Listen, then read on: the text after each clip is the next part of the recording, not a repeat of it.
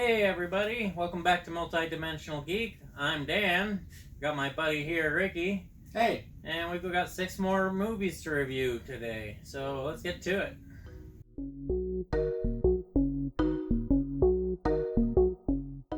Alright, welcome back to Multi-Dimensional Geek. Like I said, I'm Dan. I've got my buddy here, Ricky.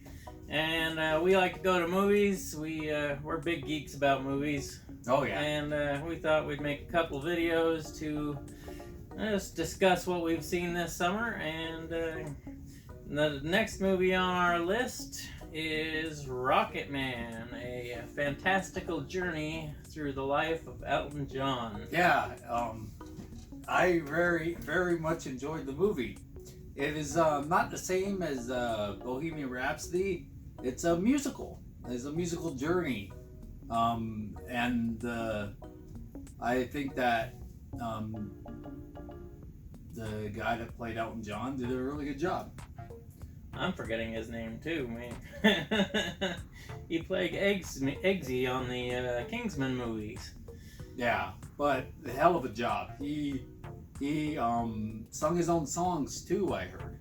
Yeah, I heard that too. I thought he did a really good job. And the way that they pieced everything together, where it was part fantasy, part reality, and it really all just kind of just meshed together really well. Yeah, and like Bohemian Rhapsody, all the classic Elton John songs that you like, maybe a few that you haven't heard in a while are in there.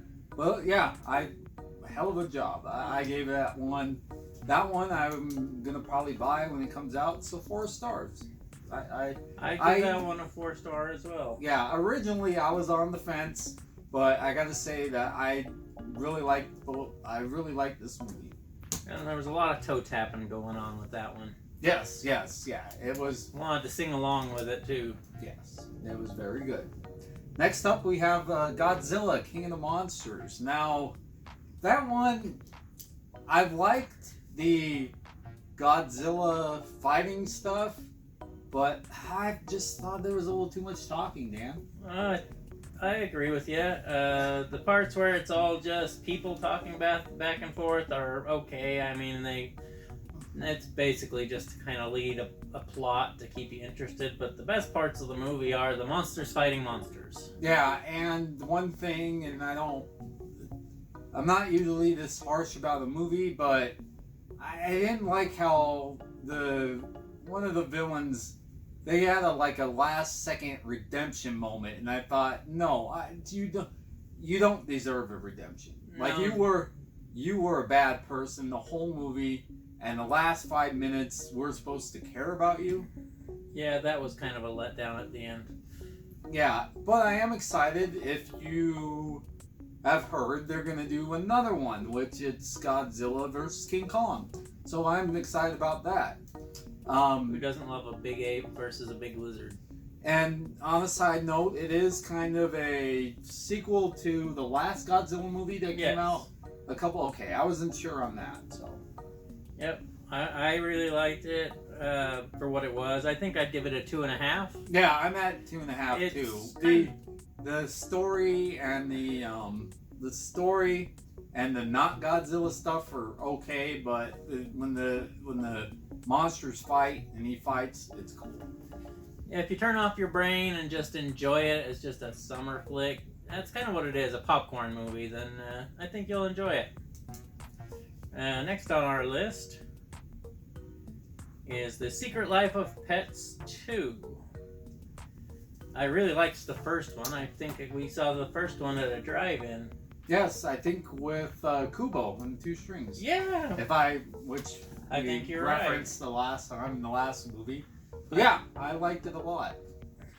It follows the Secret Life of Pets 2, continues the journey of Max and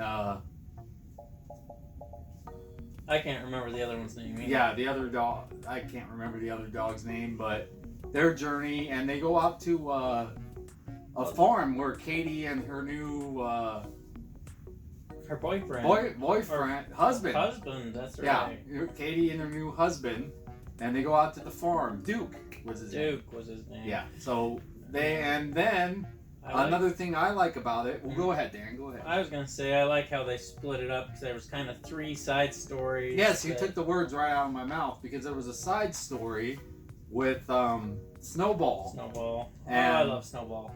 Yes, Kevin Hart. Yeah. Good job. Yeah, I like the Snowball character too. I thought that Max was great again. As always, and yeah, just a fun. Even if you don't have kids, you can still watch this and be fun. I think it was on par or just as good as the first one. I completely agree. I think they're probably going to make another one. I don't think they've announced anything, but I wouldn't be surprised. I think this one did fairly well in the theaters. Yeah, I liked it. I liked it a lot. And I'm sure that the original cast will be back together and everything. I hope. Except for Ricky, because he didn't show up in the second one. Yeah, the guy from the duck from the other one, but yeah, it was very good. So I would give that one 3.5. I would concur with that. We're pretty much in agreement with these ones so far for this episode. Okay, the next movie on our list is one that I've seen, but Dan has not. It's called Dark Phoenix, another movie in the X-Men saga, which if you haven't heard, this was probably going to be the last X-Men with this group of people because Disney now owns the rights to the X-Men. Correct. But it was okay. It was okay. I wouldn't recommend it to anybody.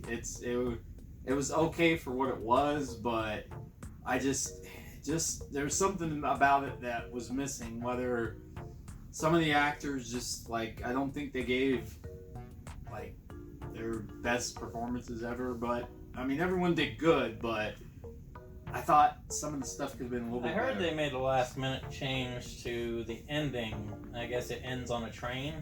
Yes, there is a huge fight scene on the train. I mean, this one, yeah, I think we can spoil. I don't think a lot of people are going to go see it. Yeah, I guess originally it was supposed to end in space, which I thought was supposed to be... Which would have probably been cooler. Yes, but it's kind of... That's how the beginning is that...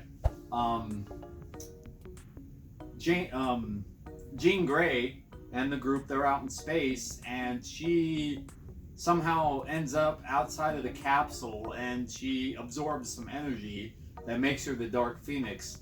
And she, when she gets back, at first she feels fine and everything, but then, then she just kind of starts to have the powers grow and stuff.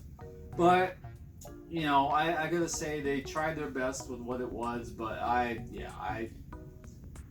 do not recommend that movie. I really liked the 90s X-Men cartoon, and they did the Phoenix saga during that, and I enjoyed that, but the preview for this didn't make me that interested. I mean, it looked just okay, and so...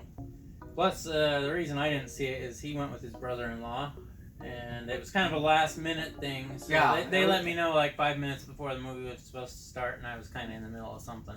Yeah, and so we weren't exactly planning to see it ourselves, but so half of star. Yeah, half star for Dark Phoenix. 0.5 star for Dark Phoenix.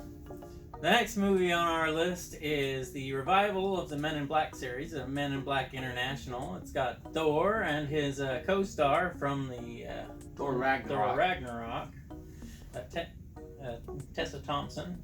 Yeah, and they, like with Thor, they had really good chemistry in this movie. I thought so too. There was a little, but yeah, it was okay. I mean, much like we discussed with Godzilla, and it's a popcorn movie. It's just turn your brain off and... That's true. The first half of the movie, a lot of setup. I think there were a few spots where it dragged. It really picked up though when they met Pawnee. Yes, a little alien guy. Yeah, that pledged his allegiance to them in the middle of the movie. Yep. And worked with them. That's actually in the trailer where he pledges allegiance to her. Yeah. And he steals the show. Yes, he was very, very funny. The beginning, she discovers them, unlike in the other Men in Blacks where they discover you. She finds them, and so she does. She's pretty good. I liked it. I liked the stuff with her and Thor, but like Godzilla, just something was lacking. I mean, it wasn't. I don't think Chris Hemsworth was allowed to ad-lib as much as he does in the Avengers movies. Yeah, and that could be it. I mean, and because it sounded like he was just saying the words they wanted him to say. They didn't seem like the jokes were coming off like he would do them. Yeah, and Liam Neeson's in this movie, and he does a decent job. Yep, and Emma Thompson, brief appearances for both of them for the most part. Yeah, but yeah, it was a pretty good movie. In general, it was all right. I'd give it a 2.5. Yeah, 2. I'm teetering on a 2. Okay. And our last movie today is Toy Story 4 from Disney. The continuation of the Toy Story saga. And with all your friends, Woody and Buzz. The movie you never knew you wanted, and then when you saw it, you're glad that you did. Yes, it's very heartwarming and stuff like that. And I enjoyed it a lot. Oh, I teared up at the end a little bit. Yeah. I won't lie. It continues the adventures of the crew as they are with Bonnie now. Yep. And Bonnie has her new friend Forky, who she created in school. Yes, and they go on a summer road trip. Kind of from the way it looked in the movie, was like a little last-ditch summer, let's go do something. Yeah. Forky, being made out of trash, keeps trying to jump in the trash can, and Woody knows how much Bonnie loves him, so he stays in the trash can overnight in a part of it, and just keeps tossing him Forky back onto the bed with Bonnie. Trash. Yeah, trash. Yeah, and we get a return of Peep, didn't we, Dan? Peep, yes. I liked how they upgraded her graphics. She was a lot more detailed in this one. Yeah, and you still have the same buddies, Buzz and Buzz and Slink and thank you, Potato Head and the whole crew is pretty much there. And a couple of the toys from the other movie, the last one, Toy Story 3. But I give it. I mean, I really enjoyed it. I liked it a lot. I hate to see it end, but this has to be it for me. Yeah, I think it was a perfect bookend for the Toy Story series. I don't think they need to do any more. It just wrapped everything up in a nice little bow and with all the feels. Yeah, and there was a few new characters here and there that we got to meet some new people, and they contributed quite well to the story. Yeah, the stuffed animals from the fair were hilarious. Yes, those two new characters were funny. And new, kind of like an Evel Knievel doll, but he was from Canada. Right? Yeah. But that movie, obviously, if you can't tell, 4 stars. 4 stars. Which, Disney always, with Pixar, for the most part, does a great job. Pixar does it again. Alright. Summarize the movies for this week. Rocketman, we both gave it a 4. Godzilla, King of the Monsters, we were both at 2.5. The Secret Life of Pets 2, we were both at 3.5. Dark Phoenix, I haven't seen yet, but I gave it half a star. I'm fine with that. Men in Black International, Ricky gave it a 2 and I gave it a 2.5. And Toy Story 4, which was the perfect movie to wrap this one up on, was 4 from both of us. Alright, that'll do it for this episode. I want to thank Ricky again for coming on and talking about movies with me. Hey, no problem. And, of course, if you liked the episode, hit that like button. Consider subscribing if you're not already. Leave a comment. We're thinking about doing more of these. We still have 6 more videos on our current list, or movies on our current list, and want to know if anyone wants to see more of this. So until next time, make your life more fun by keeping it multidimensional. See you later.